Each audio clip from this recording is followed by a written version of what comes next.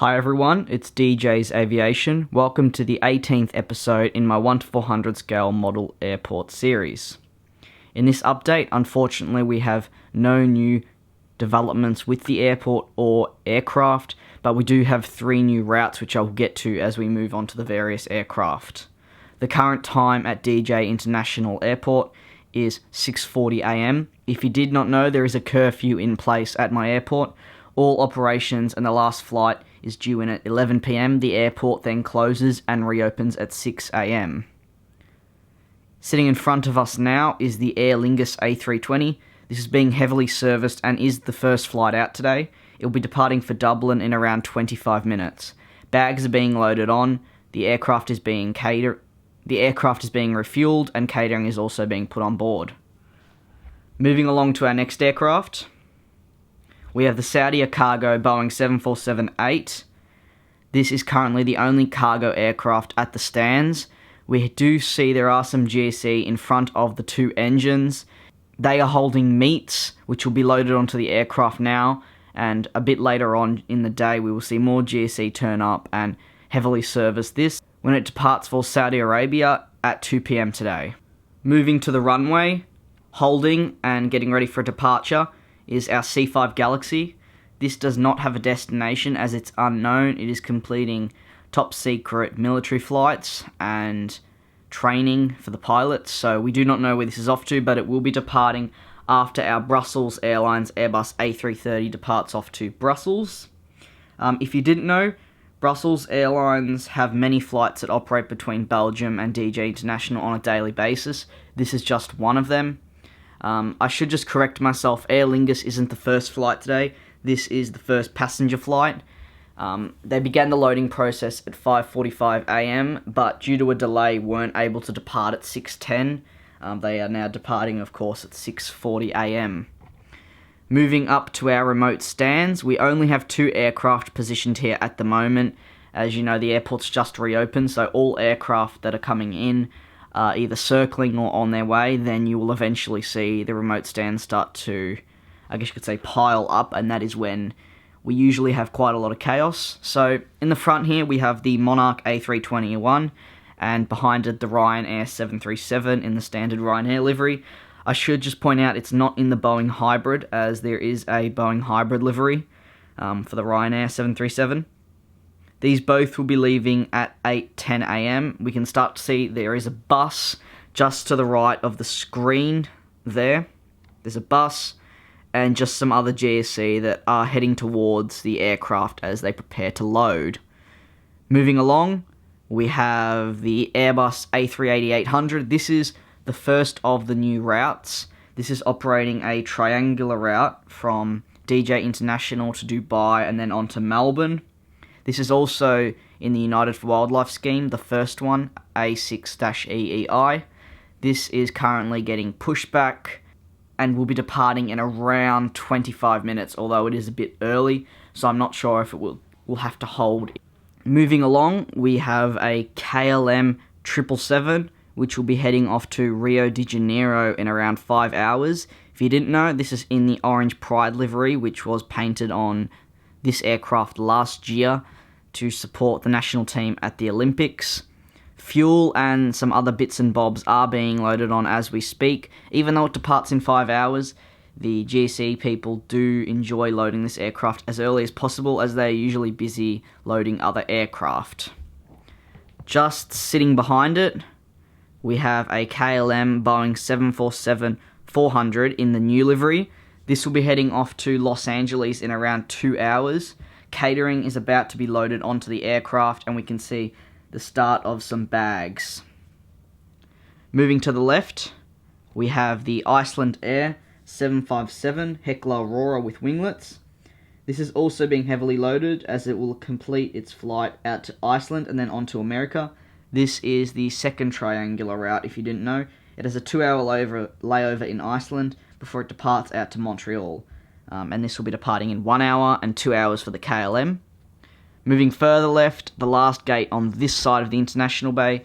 Personally, probably my favourite plane on the mat currently. This is the R2D2 787 from ANA.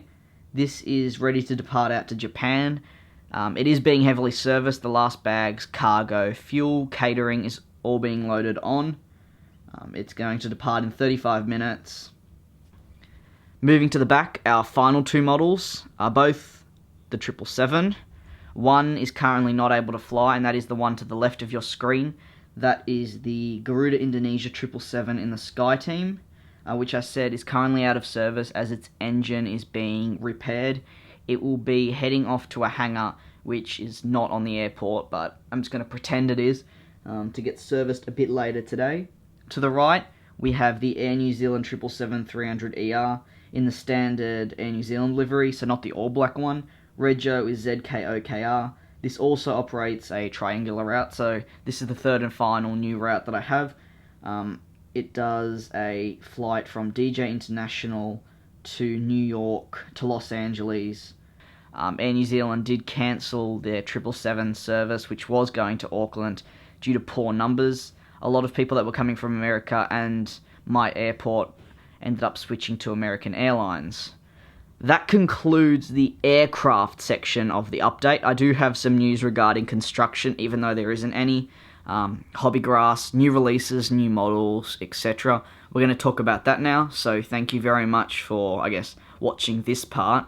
You can click off now if you don't want to listen to the rest of the update. That's completely fine, but I know a lot of people want to understand what is going on with the airport in the future. Now, due to school and other out-of-school commitments, I haven't really had the chance to work on my airport for a good month and a bit since the summer break. I'm hoping to change that as the school holidays and Easter rapidly approaches. I'll be spending more time working on the airport and hopefully getting it to its completion finally.